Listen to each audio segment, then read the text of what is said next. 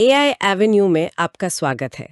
आज हम एक ऐसे प्रोजेक्ट की गहराई में उतर रहे हैं जो शायद तकनीक की दुनिया को पूरी तरह बदल दे। नाम है प्रोजेक्ट स्टारगेट। हाँ, ये ओपन एआई का है, सॉफ्ट बैंक है इसमें, ओरेकल भी, मतलब बड़ी-बड़ी कंपनियां मिलकर इसे बना रही हैं। जरा सोचिए, टेक्सास में, वो भी रेगिस्तानी से जमीन पर, एक बहुत बड़ा एआई इंफ्रास्ट्रक्चर खड़ा हो रहा है। और लागत, मैंने सुना है कि आंकड़े तो होश उड़ाने वाले हैं। बिल्कुल, $100 बिलियन से लेकर 500 बिलियन तक का अनुमान है। 500 बिलियन? मतलब ये तो इसे शायद इसीलिए मानव इतिहास का सबसे बड़ा इंफ्रास्ट्रक्चर प्रोजेक्ट कहा जा रहा है। चलिए इसे थोड़ा और समझते हैं। ये स्टारगेट आखिर है क्या चीज? कहाँ बन रहा है? ये टेक्सास में एक शहर है, एबिलीन, उसके पास बन रहा है ये विशाल एआई डेटा सेंटर कॉम्प्लेक्स। जगह भी कोई छोटी मोटी नहीं, करीब 1200 एकड़। और प्लान है कि 8 बड़ी इमारतें होंगी वहां। 8 इमारतें? और इनके अंदर क्या होगा? वही ढेर सारे सर्वर रैक्स? सर्वर रैक तो होंगे ही, पर वो तो बस शुरुआत है। असल चीज है जीपीयूज, करीब 4 लाख।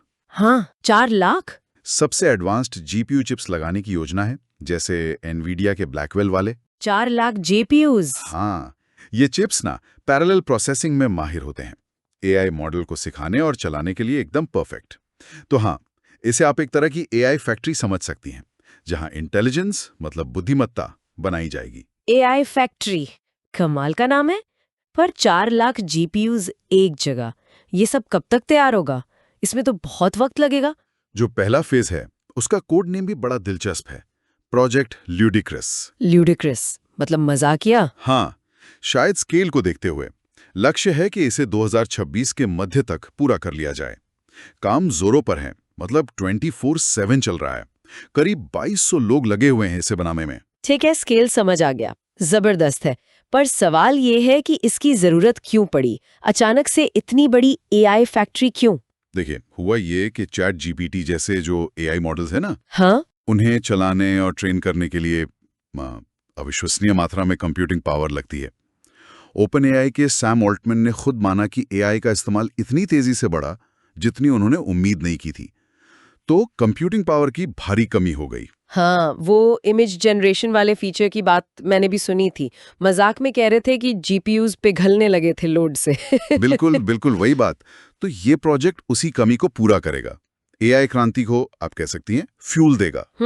और कुछ लोग तो ये भी मानते हैं कि ये शायद आर्टिफिशियल जनरल इंटेलिजेंस मतलब एजीआई। हाँ, वो एआई जो इंसानों की तरह या उनसे बेहतर सोच सके। एग्जैक्टली, शायद ये उस दिशा में एक बड़ा कदम हो। और हाँ, ये जो टेक कंपनियों में होड़ मची है, माइक्रोसॉफ्ट, गूगल, मेटा, उसका भी एक हिस्सा है। इतनी बड़ी महत्वाकांक्षा, इतना बड़ा स्केल, तो फिर ऊर्जा का सवाल तो उठेगा ही। 4 लाख जीपीयूज चलाने के लिए बिजली कहाँ से आएगी? जरूरतें तो पहाड़ जैसी होंगी। सही पकड़ा आपने। अनुमान है कि इसे करीब 1.2 गीगावाट बिजली चाहिए होगी। 1.2 गीगावाट, ये कितना होता है अंदाजा? आप यूं समझिए कि इससे अमेरिका के लाखों घरों को बिजली मिल सकती है। एक और उदाहरण दूं? हाँ, बताइए। चैट जीपीटी से एक सवाल पूछने में जितनी बिजली लगती है, वो गूगल सर्च से करीब 10 गुना ज्यादा है। बाप रे, 10 गुना? तो फिर पर्यावरण का क्या? हमारे जो क्लाइमेट गोल्स हैं, नेट जीरो वगैरह? यहीं पर एबिलिन शहर का चुनाव अहम हो जाता है। वहां इसे चुनने की एक बड़ी वजह थी सस्ती और साफ ऊर्जा की उपलब्धता, खासकर पवन ऊर्जा। अच्छा, विंड एनर्जी। हाँ, और पानी की जो जरूरत है जीपीयूज को ठंडा रखने के लिए, उसके लिए भी उन्होंने एक क्लोज्ड लूप कूलिंग सिस्टम लगाया है। मतलब पानी बार बार भरने की जरूरत नहीं, काफी पानी बचता है इससे। लेकिन हाँ, ये सच है कि इतनी ज्यादा ऊर्जा की जरूरत वो नेट जीरो लक्ष्यों के लिए एक चुनौती तो है ही। इसीलिए बैकअप के लिए साइट पर एक गैस पावर प्लांट भी बना रहे हैं वो लोग। उन्हें क्या मिल रहा है? देखिए, शहर को वादा किया गया है नौकरियों का, करीब 400 से 1200 परमानेंट नौकरियां, और टैक्स रेवेन्यू भी बढ़ेगा, जाहिर है। और बदले में शहर ने क्या दिया? शहर ने प्रॉपर्टी टैक्स में 85% की भारी छूट दी है प्रोजेक्ट को। 85%? तो लोगों का क्या कहना है, सब खुश हैं? मिला जुला रिएक्शन है। कुछ लोग तो नौकरियों और डेवलपमेंट को लेकर उत्साहित हैं, जाहिर है। और कुछ चिंताएं भी होंगी। हाँ बिल्कुल, कुछ लोग बिजली पानी के इतने बड़े इस्तेमाल को लेकर चिंतित हैं। फिर एआई का भविष्य क्या होगा, ये वादे पूरे होंगे भी या नहीं, ये सब सवाल भी हैं। और फिर आर्थिक जोखिम भी कम नहीं है। ये जो $500 बिलियन का आंकड़ा है, हाँ, इस पे सवाल उठ रहे हैं, क्या वाकई इतनी जरूरत पड़ेगी? खासकर अगर एआई और एफिशिएंट मतलब और कुशल बन गया तो, जैसे कुछ चीनी कंपनियां डीप सीक वगैरह बना रही हैं। सही बात है। और क्या ओपन एआई इतना पैसा कमा पाएगी कि ये निवेश सही साबित हो? ये भी एक बड़ा सवाल है। और एक और चीज है, क्या? जियोपॉलिटिक्स, मतलब दुनिया के जो मौजूदा हालात हैं, अमेरिका चीन का तनाव और टैरिफ वगैरह। ओ हाँ, सप्लाई चेन पर असर पड़ सकता है।